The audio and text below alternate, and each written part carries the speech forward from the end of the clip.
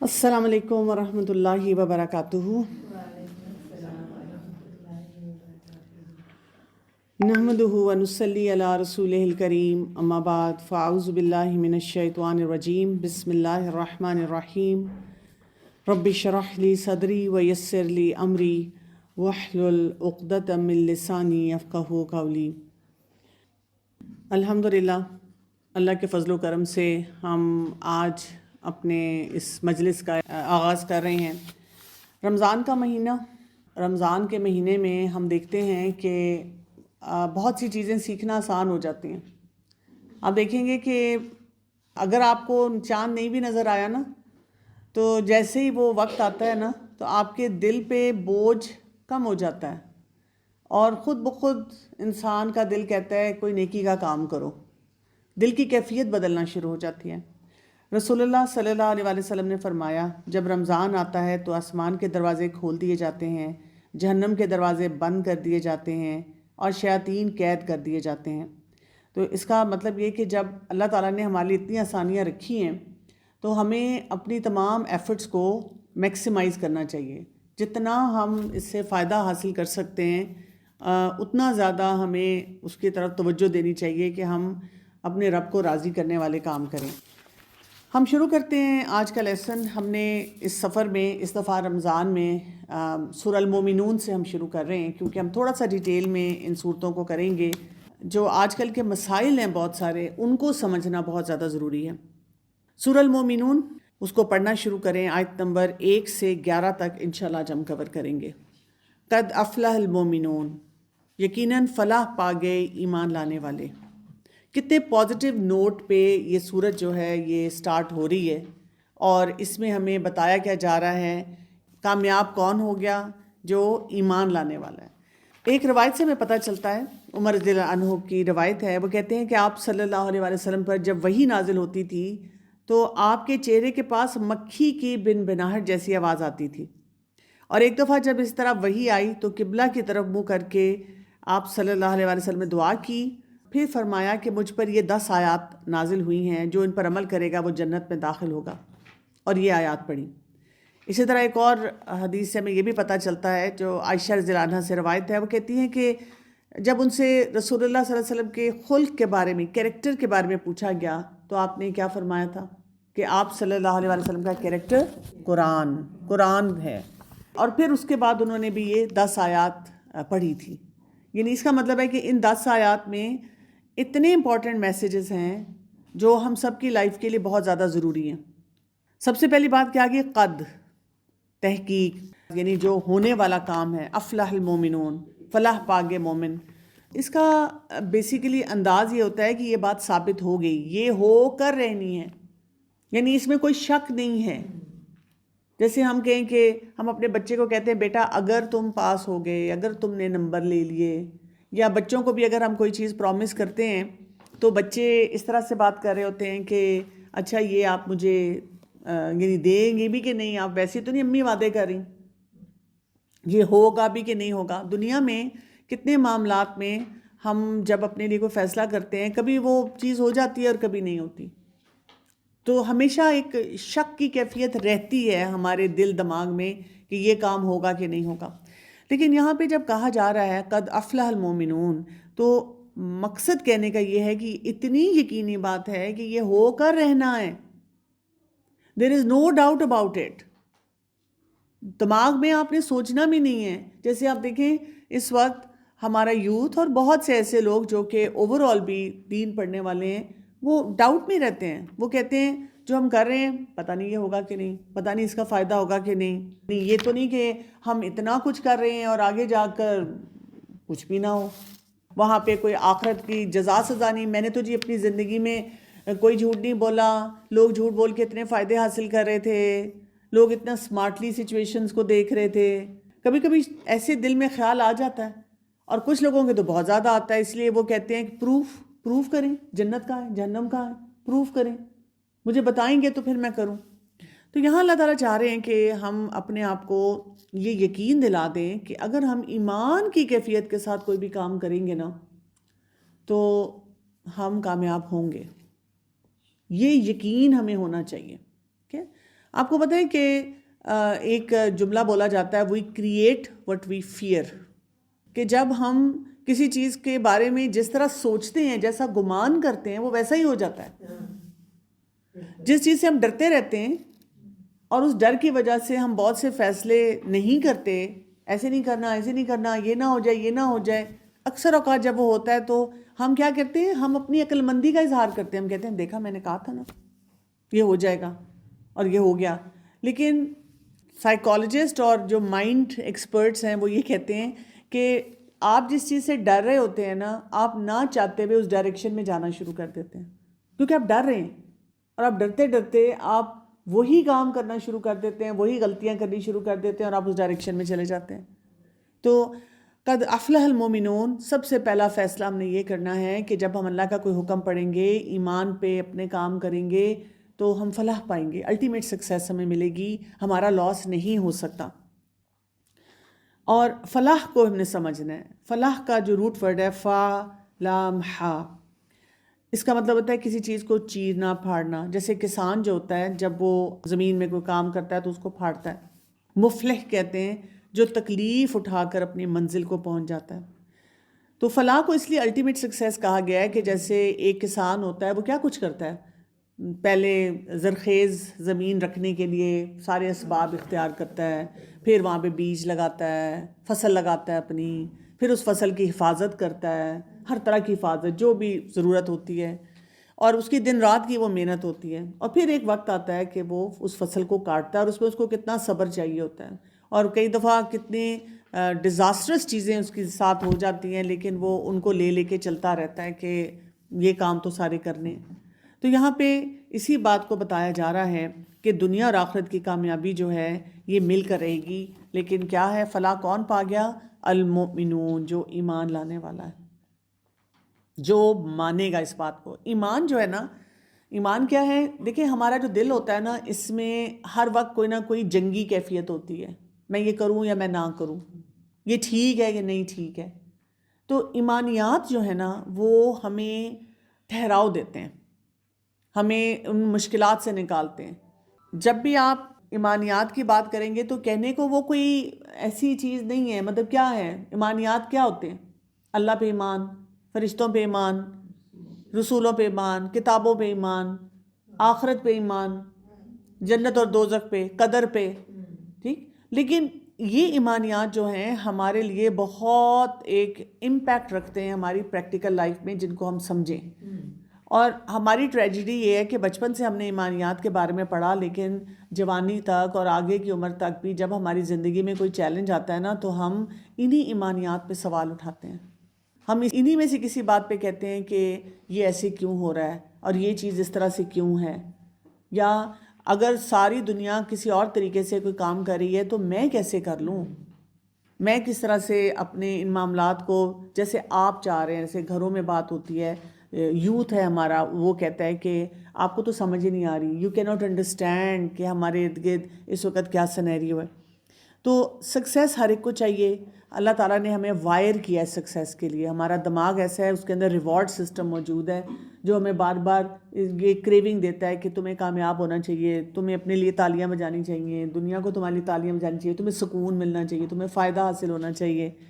لیکن جب ایمان کے وہ جو جزیات ہیں ان کو سمجھتے ہوئے ہم فلاح کے بارے میں سوچتے ہیں تو پھر ہم اپنے آپ کو مٹیریلزم سے نکال لیتے ہیں، پھر ہم اپنے آپ کو پیئر پریشر سے نکال لیتے ہیں، ہم پیپل پلیزنگ سے اپنے آپ کو نکال لیتے ہیں. ہم ایکچولی سوچتے ہیں کہ مجھے اللہ کا بندہ بن کے زندگی گزارنی ہے، اور اس میں ہمارے اندر نا ایک ڈفرینٹ قسم کا کانفیڈنس ہوتا ہے. نہیں تو آپ دیکھیں کہ جب ہم دین کو پریکٹس کر رہے ہوتے ہیں تو ہم اگر اپنے اس سرکل میں ہوتے ہیں جہاں پر تو دین پریکٹس کیا جا رہا ہے، وہاں پر تو ہم راضی بازی ہیں، وہاں پہ تو ہمیں کوئی مسئلہ نہیں ہے، کیونکہ میری تھاٹ کے لوگ ہیں، ویو لینتھ میچ کر رہی ہے، باتیں میچ کر رہی ہیں، اور مجھے پتہ ہے کہ یہ لوگ جینون ہیں. جینون تو الحمدللہ باقی لوگ بھی ہوتے ہیں، لیکن کیونکہ ان کا وہ فوکس نہیں ہوتا تو ہم بہت آرام سے آسانی سے کمفرٹ زون میں آ کر ان کے ساتھ سارے معاملات کرتے ہیں. چیلنج ہمارا تب شروع ہوتا ہے جب ہم اپنی کمفرٹ زون سے باہر جاتے ہیں، اور ہمیں ایسے لوگوں سے ملنا پڑتا ہے جن کو قرآن کے پرسپیکٹو سے باتوں کی سمجھ نہیں ہوتی. اور پھر ہم ڈگمگانا شروع ہو جاتے ہیں. تو وہاں پہ بھی ہمارا کانفیڈنس لیول جو ہے نا وہی ہونا چاہیے. ہمیں بار بار اپنی سیلف ٹاک میں یہ لانا ہوتا ہے، یہی قد افلح المومنون. اس کو تو یاد کر لیں کہ اگر میں اللہ تعالیٰ کے حکم کے مطابق کوئی کام کر رہی ہوں تو میرا نقصان نہیں ہو سکتا. اب آگے دیکھیں جو آیات آ رہی ہیں نا وہ اس ایمان کے کرنے والے کاموں کو ڈیفائن کر رہی ہیں. سو آیت نمبر 2 کو ہم دیکھتے ہیں. الذین ہم فی صلاتہم خاشعون، وہ لوگ جو اپنی نمازوں میں خشوع اختیار کرتے ہیں. اب یہاں پہ سب سے پہلا کام جو کرنے کا آ گیا وہ کیا ہے کہ نماز، اپنی نماز پہ توجہ دینا. کیونکہ اگر آپ صاحب ایمان ہیں اور آپ اپنی سکسیس کو ایمان کی نظر سے دیکھتے ہیں تو پہلے اپنے آپ کو اللہ کا بندہ بنائیں گے اور اللہ تعالیٰ کا حق دیں گے. اور اللہ تعالیٰ کا حق کیا ہے؟ نماز، اللہ کے آگے جھکنا. اور پھر یہ نماز بھی کون سی ہے؟ خاشعون، خشوع والی نماز ہے. خشوع کا جو روٹ ورڈ ہوتا ہے وہ خاشین عین سے ہوتا ہے، جس کا مطلب ہوتا ہے جھک جانا، دب جانا. اور خشوع کا مطلب ہے بہت سکون اور اطمینان کی کیفیت کے ساتھ نماز پڑھنا. سکون کی نماز جو ہوتی ہے وہ، یعنی آپ ایک تو عاجزی سے کھڑے ہوئے ہیں، آپ کی پوری باڈی لینگویج اس کے اوپر اس کا اثر آ رہا ہے. ہم جب کہتے ہیں نا خشوع اور خضوع کے ساتھ ہم نماز پڑھنا چاہتے ہیں، لیکن ہمارا بہت بڑا چیلنج یہ ہے کہ خشوع اور خضوع کے ساتھ ہم سے نماز پڑھی ہی نہیں جاتی. ہر وقت ہم ڈسٹربڈ ہیں، پریشان ہیں. تو خضوع ہوتا ہے پھر باڈی پارٹس کا جھک جانا، یعنی آپ کے اندر کی جو کیفیت ہے، آپ کے اندر کا جو ٹھہراؤ ہے وہ آپ کی نماز میں پھر اس وقت ریفلیکٹ کرنا شروع کر دے. ایک صحابی دعا مانگا کرتے تھے کہ اللہ ہمیں منافقت والے خشوع سے بچا. یعنی ہم ایسے نہ کریں کہ پریٹینڈ کریں اپنی نماز میں، اپنے باڈی پوسچر میں، لیکن اصل میں ہمارے اندر وہ کیفیت موجود نہ ہو. ایک شخص کو آپ صلی اللہ علیہ وسلم نے نماز پڑھتے ہوئے دیکھا کہ وہ اپنی داڑھی کے ساتھ کھیل رہا تھا. آپ صلی اللہ علیہ وسلم نے فرمایا کہ اگر اس کے دل میں خشوع ہوتا تو اس کے جوارے میں خود بخود یہ آ جاتا. جیسے دیکھیں دل میں اگر ہمارے کسی کی عزت ہوتی ہے تو کیا ہوتا ہے، ہم کسی کو رسپیکٹ کرتے ہیں تو آٹومیٹیکلی ہماری باڈی لینگویج شو کرتی ہے. اور اگر ہم کسی کو کسی بھی مومنٹ میں رسپیکٹ نہیں کر رہے ہوتے تو وہاں پر بھی ہماری باڈی لینگویج وہ پوسچر نہیں دیتی ہے. تو یہاں سے کیا پتہ چل رہا ہے؟ بات وہیں سے شروع ہو رہی ہے کہ کامیابی کے لیے پہلا لیول ہوتا ہے کانفیڈنس کا. آپ کے اندر یہ کانفیڈنس ہونا چاہیے کہ میں جو کام کر رہا ہوں وہ درست کام ہے. جب ہم قرآن کو پڑھتے ہیں اور قرآن کے کسی حکم کو سمجھ کے ڈاؤٹ فل رہتے ہیں، آئی ایم ناٹ شیور کہ یہ چیز مجھے فائدہ دے گی، یا یہ کہ ہم سارا دن اسی پریشانی میں ہیں، شوہر کو کیسے سنبھالیں، بچوں کو کیسے سکھائیں، پھر اسی طرح سے معاشرے میں کیسے، اپنے خاندان میں بہت جو رسم و رواج ہیں ان کے ساتھ کیسے رہیں، وہ ہم بے چین رہتے ہیں. ٹھہراؤ لے کر آئیں اپنی شخصیت میں، اپنے آپ کو سیٹل کریں. ہمیشہ جب بھی کوئی مجھے پوچھتا ہے کہ میں فلاں کو کیسے سکھاؤں، فلاں کو کیسے سکھاؤں، میرا ہمیشہ جواب یہ ہوتا ہے آپ اپنے اندر اپنی پرسنالٹی میں ویٹیج لے کر آئیں. کیونکہ جب ہم کسی کو سکھانے کی کوشش کرتے ہیں اور بے چینی کے ساتھ سکھاتے ہیں، ڈانٹ ڈانٹ کے سکھاتے ہیں، باتیں سناتے ہیں، ٹونٹ کرتے ہیں، اگلے انسان کو ہمارے پرسنالٹی میں وہ اٹریکشن، وہ ویٹیج نہیں نظر آ رہی ہوتی. نماز فارغ ہو کر ہم کیا کرتے ہیں؟ ایک تو اسی طرح پھرتے ہیں، دوسرا یہ کہ ہم نماز سے فارغ ہوتے ساتھ ہی 2-3 بندوں کو جو ارد گرد بیٹھے ہوتے ہیں ان کو باتیں سنانا شروع کر دیتے ہیں اور ان کو کہتے ہیں کہ تم لوگ تو توبہ نماز بھی آرام سے نہیں پڑھنے دیتے. ٹھیک، اپنے فون کو خود ہی سائلنٹ پہ نہیں کرتے اور پھر فون کو بھی باتیں سناتے ہیں. ایک تو فون بجنا شروع ہو جاتا ہے، لوگ باز نہیں آتے. جی نماز کے دوران ہم نے کیا خوشی اور خضوع لے کر آنا ہے. ہم کہتے ہیں ابھی میں نماز ختم کروں، یہ جس نے دروازہ زور سے بند کیا ہے میں پوچھوں کس نے دروازہ زور سے بند کیا، فلاں ہوگا اس نے کیا ہے، وہ فلاں یہ یہاں کیوں رکھ دیا، کیونکہ ہمیں سائڈ سے پیریفرل ویژن سے چیزیں نظر آ رہی ہیں. سو آپ کو کیا کرنا ہے کہ نماز میں خشوع اور خضوع بڑھانا ہے. اس کے لیے دیکھیں ہمیں بہت سی ٹپس دی جاتی ہیں، مثلاً یہ کہ آپ اپنا ایک الگ کارنر رکھیں جہاں پہ آپ نماز پڑھیں. اسی طرح سے اپنے فون کو سائلنٹ پہ کر دیں. پھر یہ کہ گھر میں بتا دیں سب کو کہ میں نماز پڑھنے لگی ہوں. ہاں ہم کہتے ہیں ہم بتا دیتے ہیں، لیکن ہم نے اس کے بعد کے جو معاملات ہیں وہ ایسے وہ بکھیرے ہوئے ہیں کہ ہر ایک کو ہم بھی اسی وقت یاد آ جاتے ہیں جیسے ہم نماز پڑھنا شروع کرتے ہیں. تو آپ کا اس کے اوپر اثر نہیں ہونا چاہیے.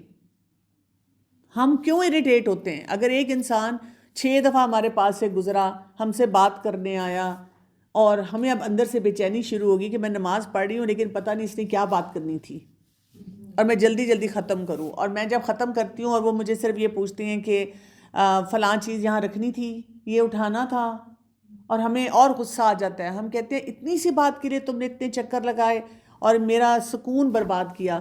مسئلہ ہمارا اپنا ہے. آپ دیکھیں اسی وجہ سے آؤٹ سائڈ نماز بھی اگر آپ دیکھ لیں ہماری بے چینیاں ایسے ہی چلتی ہیں. کوئی ہمارے پاس سے گزر کے ذرا سا منہ بنا دے، اب ہمیں 3 دن نیند نہیں آنی. فلاں نے منہ بنایا مجھے دیکھ کے، فلاں نے یہ بات کیوں سوچی. آپ کو کچھ کہا یا نہیں کہا لیکن آپ کے اندر کی بے چینی شروع ہو چکی ہوئی ہے. تو یہاں پہ ہمیں ایک پورا ایٹیچیوڈ دیا جا رہا ہے کہ نماز میں ہم خوشی. تو پھر جیسے آپ نے انوائرمنٹ میں ایٹ لیسٹ جو فیکٹرز آپ کنٹرول کر سکتے ہیں وہ کنٹرول کر لیں.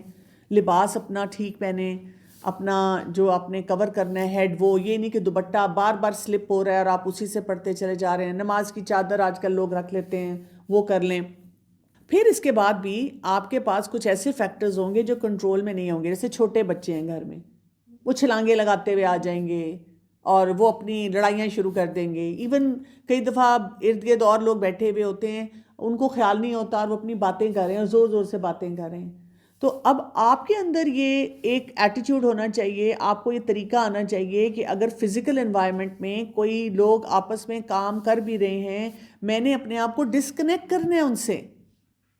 میں نے ڈسکنیکٹ کر کے اللہ تعالیٰ کے ساتھ اپنا کنیکشن جو ہے وہ اسٹرانگ کرنا ہے. اس کے لیے آپ کیا کریں گے؟ جو آپ پڑھ رہے ہیں اس پہ توجہ دیں. اپنے آپ کو بتائیں کہ right now nothing is important, کیونکہ میں اپنے رب کے سامنے کھڑی ہوں اور میں اپنے رب کے سامنے کھڑی ہو کر اپنی نماز پڑھ رہی ہوں. آپ دیکھیں جب آپ اس طرح سے نماز پڑھتے ہیں نا تو آپ وہ سمجھیں جو فلاح کا راستہ ہے نا اس کی طرف جانا شروع ہوتے ہیں. اور یہ والی جو نماز ہوتی ہے نا یہ قبولیت کا درجہ بھی پاتی ہے. اس کے ساتھ آپ دیکھیں آپ کو کتنے بینیفٹس ملیں گے، آپ کی دعائیں قبول ہوں گی، آپ کی پرسنالٹی نماز سے باہر سٹرانگ ہونا شروع ہو جائے گی، آپ معاملات کو بہت اچھی طرح سے ڈیل کرنا سیکھیں گے. اور اس کے ساتھ ساتھ جو آپ کے ارد گرد کے افراد ہیں ان کے اوپر سٹرانگ امپیکٹ جائے گا آپ کی پرسنالٹی کا. کسی بچے کو جن کو ہم آج کل کے دور میں حیا سکھانا چاہ رہے ہیں، ان کو گھبرائی ہوئی، پینک ڈریون اور پریشان حال ماں نہیں چاہیے. وہ اس ماں کے ساتھ اپنا تعلق نہیں بنا پاتے کیونکہ ہر سچویشن میں وہ کرائسس میں ہے. تو ہمیں اپنی پرسنالٹیز کو سیٹل ڈاؤن کرنا ہے، وہ اینٹی ڈپریسنٹ کھا کے نہیں کرنا.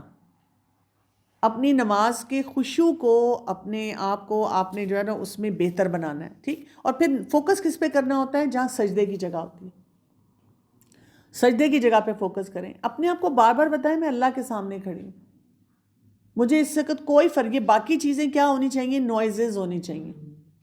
یہ ایکسٹرنل وائسز ہیں. جیسے اس وقت ہم یہاں قرآن پہ توجہ دے رہے ہیں، قرآن پڑھنے کی کوشش کر رہے ہیں، اگر باہر کوئی ہمیں آواز آتی ہے it should not matter to us, اس سے ہمیں فرق نہیں پڑنا چاہیے کیونکہ ہم اپنے رب کے کلام پہ توجہ دے رہے ہیں. ٹھیک ہو گیا؟ پھر اس کے بعد کیا آ رہا ہے؟ آیت نمبر 3، والذین ہم عن اللغو معرضون، اور وہ جو لغویات سے اعراض برتتے ہیں. اب نماز پہ جب آپ نے کام کر لیا تو تھرڈ سٹیپ آپ کا آ جاتا ہے کہ اپنے آپ کو لغویات سے بچانا. لغو کیا ہوتا ہے؟ ہر وہ کام یا بات جو فضول اور بے فائدہ ہو، لا یعنی جس سے آپ کو دنیا میں بھی کوئی خاص فائدہ نہیں ہو رہا اور آخرت میں بھی نہیں ہو رہا. ہر وقت بیٹھ کر فضول کی گپ شپ، چٹ چیٹ، باتیں، کہانیاں جو کہ بے مقصد ہوں، جس سے آپ کو کوئی فائدہ نہ حاصل ہو رہا. ایکچولی ہمارا دین ہمیں جو سکھاتا ہے نا طریقہ کار، وہ کیا سکھاتا ہے کہ انسان تھوڑا یکسو ہو، فوکسڈ ہو، انسان تھوڑا سنجیدہ ہو. اسے کہتے ہیں مس پلیسڈ قسم کی ہماری آئیڈینٹی نہ ہو کہ جہاں بھی ہم نے جانا ہے ہم نے گپوں کا ماحول بنا لینا ہے. ہمیں پتہ ہو یہاں ہم نے بولنا ہے، یہاں ہم نے نہیں بولنا، یہاں پر ہم تھوڑا سا ہنسی مذاق کر سکتے ہیں، ایسا ماحول ہے، یہاں بھی ہم نہیں کر سکتے. یہاں پہ ہم نے اپنے آپ کو کانشیسلی وہ بہتر رکھنا ہے. اب آپ دوبارہ لنک بنا لیں، سمجھ کے آ رہی ہے کہ جب اندر بے چینیاں ہیں نا پھر باہر بھی بے چینیاں آئیں گی، پھر باہر بھی ہم سے غلطیاں ہوں گی، پھر ہم باہر ان بے چینیوں کی وجہ سے بھی کوئی نہ کوئی بات ایسی کرنا شروع کر دیں گے جو کہ غلط ہوگی. اور اسی وجہ سے آپ دیکھیں جو لوگ زیادہ بولتے ہیں وہ غلطیاں بھی زیادہ کر جاتے ہیں. ہم کچھ نہ کچھ پھر ایسے بلنڈرز کر جاتے ہیں جس کی وجہ سے حالات خراب ہوتے ہیں. ساس بہو آئی ہے نئی نئی گھر میں اور اس کے ساتھ تعلق بنانے کے لیے اس کو کہتی ہے میرے پاس بیٹھی رہو بیٹا، باتیں کرتی رہو. اس کو تھوڑا سیٹل ہونے دیں، آپ اس کو سمجھیں، وہ آپ کو سمجھیں. جب آپ نے یہ کام نہیں کیا اور پہلے سے لغویات شروع کر دیں تو وہ بیچاری بچی کوئی نہ کوئی بات ایسی بول سکتی ہے جس پہ اب ہم خود ہی ناراض ہو گئے، یا ہمارے منہ سے کوئی ایسی بات نکل سکتی ہے باتوں باتوں میں جو وہ مائنڈ کر جائے کہ جی یہ تو بہت انہوں نے مجھے ایسی بات بول دی ہے، کیونکہ ہم باتیں کر رہے ہیں نا. ہم بہت زیادہ چٹ چیٹ، اور آپ نوٹس کریں گے بہت زیادہ چٹ چیٹ ہو تو اسی میں پھر پرابلمز آنی شروع ہو جاتی ہیں. کوئی نہ کوئی شخص کوئی نہ کوئی ہماری بات جو ہے وہ مائنڈ کر جاتا ہے. اچھا یہ بھی ہمارے اندر بے چینی پیدا کرنے کا بہت بڑا سبب بن جاتا ہے. تو اس سے ہمیں پتہ یہ چلتا ہے کہ بیسیکلی اللہ تعالیٰ چاہتے ہیں کہ ہم تھوڑی سی پلانڈ ایکٹیویٹیز کریں اور ٹائم ویسٹر سے اپنے آپ کو بچائیں. جتنے ٹائم ویسٹرز ہماری زندگی میں ہوں گے اور ہم بامقصد زندگی نہیں گزار رہے ہوں گے تو پھر کیا ہوگا، یہ بے چینیاں اندر زیادہ ہوں گی اور ہم اس کو فارورڈ اور بیکورڈ دونوں طرح دیکھیں گے. پیچھے چلے جائیں گے تو پھر کیا ہوگا، نماز میں بھی پھر بے چینیاں آئیں گی. تو ہر معاملے میں ہمیں کیا کرنا ہوگا، اپنے آپ کو بہتری کی طرف اس طرح لے جانا ہے کہ ہر کام کو تھوڑے تھوڑے لیول پہ 1% ٹھیک کرتے جائیں. اپنے آپ کو بتائیں کہ اس وقت یعنی اس رمضان کا ٹارگٹ رکھ رہے ہیں کہ میں نے اپنے دل کو سیٹلڈ رکھنا ہے، بے چینیاں کم کرنی ہے اپنی. ان بے چینیوں کا کوئی طریقہ ایمانیات کے ساتھ جوڑنا ہے، نمازوں کے ذریعے اپنی بے چینیوں کو ٹھیک کرنا ہے. اسی طرح لغویات سے اپنے آپ کو بچانا ہے. رسول اللہ صلی اللہ علیہ وسلم نے کیا فرمایا، انسان کے اسلام کا حسن یہ ہے کہ وہ ان تمام چیزوں کو چھوڑ دے جو لا یعنی ہے. ہر بات کو جاننا، ہر بات کو سمجھنا ضروری نہیں ہے. ہم اگر کسی کی شادی پہ جاتے ہیں دعا دے دیں اور ان سے بات چیت تھوڑی سی کر لیں، that should be good enough. نندیں کتنی، دیور کتنے، جیٹھ کتنے، مہر کتنا لکھا گیا، سونا کتنا ڈالا، اتنی ہم نے ڈیٹیلز پوچھنی ہے، اتنی ڈیٹیلز پوچھنی ہے اور پھر ان پہ تبصرے کرنے ہیں بیٹھ بیٹھ کے کہ کیسا سٹینڈرڈ، کیسا سٹیٹس لگ رہا تھا، جوڑا کس ڈیزائنر کا، جی کس ڈیزائنر کا ہے. اور پھر ہم نے اس پہ یہ بھی بات کرنی ہے ڈیزائنر کا نہیں لگتا انہوں نے کاپی بنوائی ہے، یہ ایویں شو مار رہے ہیں. اس طرح کی باتیں بھی ہم بار بار کریں گے. یعنی کوئی ہم نے بتا رہی ہوں نا کہ وہ لغویات پھر ہماری اس طرح شروع ہوتی ہیں، جتنی ہم کھوجیں لگاتے ہیں اتنا زیادہ پھر ہم ان باتوں کو کرید کے پوچھتے ہیں اور پھر ہم اپنے آپ کو بھی پریشان کرتے ہیں.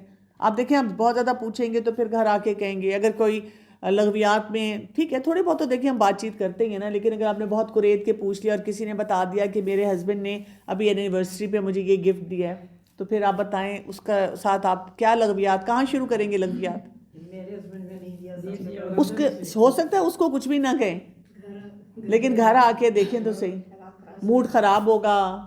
اور ہم باتیں سنا رہے ہیں، ہسبینڈ کو سمجھ ہی نہیں آ رہی کہ ماحول کہاں سے خراب ہو گیا، یہ جو ہے نا گہرے بادل کہاں سے آ گئے، ان کو نہیں سمجھ آ رہی.